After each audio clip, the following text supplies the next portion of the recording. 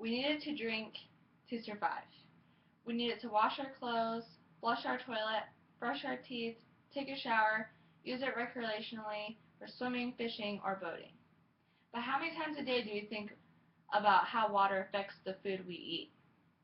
As a college student, I did not realize that the food that crosses our dinner tables every day is dependent on water. The crops used to make the food we eat and the beef we eat is dependent on water. I also have learned that our family farm in western Kansas is dependent on water, and its future is dependent on actions to save water today. That brings more meaning to the information I will discuss in this speech. My topic today relates to the Ogallala Aquifer. I will explain some facts about the aquifer, why we need it, and why we need it to save it. Need. For the first point. The Ogallala Aquifer is probably known well in the majority of the states, but in the Great Plains is the primary source of irrigation, especially in western Kansas. The aquifer reaches 8 states, from Texas to South Dakota. It covers 175,000 square miles and reaches 111.8 million acres. According to Cameron Salisbury, who wrote an article for the website organicconsumers.org, the water in the Ogallala dates back to 2 to 6 million years, and like oil is an ancient and non-renewable resource. As millions of gallons are used annually, the water level declines about 2.7 feet a year. It is replenished at an estimate rate of a half inch per year and has expected life of 25 more years. David Stewart, a professor at Kansas State University, stated in a speech to farmers that the aquifer is on the fast track to oblivion. His reason: the withdrawal rates of the water from the aquifer. Stewart's study predicts that 70% of the portion of the Ogallala Aquifer beneath western Kansas will be gone in 50 years. This is based on an article on NBC News. Irrigation of crops had always been a way of supplementing what Mother Nature did not provide in rainfall to sustain the crops.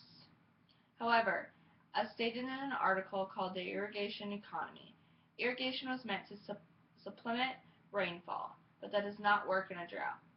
Due to the high pumping rates to make up for the lack of rainfall, the water table in the Ogallala Aquifer is declining at a rate of nearly 10 to 15 feet in some areas. Irrigation is extracting nearly 4 times the water recharge rate. The problem issues with the Ogallala Aquifer was not a topic I was familiar with. However, it was brought to my attention on a recent trip to New Mexico to visit my grandparents. Our family has owned farm ground in and around Goodland, located in western Kansas, since my great-great-grandfather, George Hayden, first acquired it in 1898 as a grant from the federal government. My great-grandfather, Robert Hayden Sr., then continued to purchase additional farmland over the next 50 years. The farm now spans 2,400 acres. The land is farmed by a tenant farmer and his sons and managed by my grandpa, Robert Hayden Jr. Currently, the Hayden farm has 3 irrigation wells, with 240 acres watered by each well for a total of 720 acres. Corn is the crop of choice on the farm, but due to the drought and trouble with water usage, they have switched to raising more irrigation wheat in an effort to save water. Sometimes they even plant sunflowers because wheat and sunflowers require much less water than corn. On the non-irrigated acres that are mostly wheat and sometimes drying corn, according to my grandpa, the aquifer were to run out of water, our farm would be forced to grow mostly wheat on our acres and rely on rainfall. So what do the farmers in the area think of the loss of the aquifer? According to NBCNews.com article, Mitch Fallon and his father Howard, who farm near Hoxie, Kansas, are part of a group of farmers in Sheridan County who have voluntarily agreed to cut their water use by 20% over the next 5 years in an effort to extend the life of the Ogallala Aquifer. Part of what they're doing is statistic, but they want to try and help the problem before the government comes in and mandates the water reduction plans. Our farmers like Wes Jackson has converted an old schoolhouse at the edge of Salina, Kansas, in order to use his skills as a plant genetics to create new perennial hybrid versions of corn and other grains.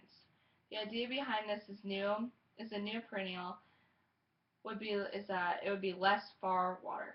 Both of these farmers are showing that it would be a little ingenuity and cooperation they can work to help conserve the sustainability of Ogallala Aquifer for years to come. There is currently a committee called the Ogallala Aquifer Advisory Committee. This committee has helped to give more control to the local residents. According to the nationalnews.com website, it puts the decision more in the farmers' hands to conserve. The committee's job is to merely monitor the play, not tell them what to do. One of the reasons for such a committee's mindset is that the Kansas lawmakers were wanting more of a use it or lose it plan with their water conservation. In other words, if they use the water, therefore causing more usage and depletion of the aquifer, they are doing it the opposite of what they need to do. The inclusion of committees with the farmers, I feel, is the best option in helping to secure to the aquifer. In conclusion, as we have heard, the Ogallala Aquifer is vital to the farms and the area it covers. It is vital to our own family farm and to what crops, food products are created. The corn crops will have its speed significantly lowered in the western parts of Kansas due to the loss of water from the aquifer. The aquifer is being drained mainly by the need for water to produce corn, which needs 24 inches of water during its growing season. The mindset will have to be changed to plant more alternative crops. I feel the information of committees such as the Ogallala Aquifer Advisory Committee are vital to keep the farmers involved since they are on the front lines of this topic. Having the state governments determine the rules in conservation, I feel, is a mistake. As I've explained, some western Kansas farmers are already taking matters in their own hands. We as citizens should be concerned with how these committees and farmers are handling the conservation and primarily be informed. As one farmer states, God gave us this beautiful place, the fabulous aquifer, and we need to be responsible that it is here for future generations. We can't do it on our own, but we have a body of people here to help. Thank you.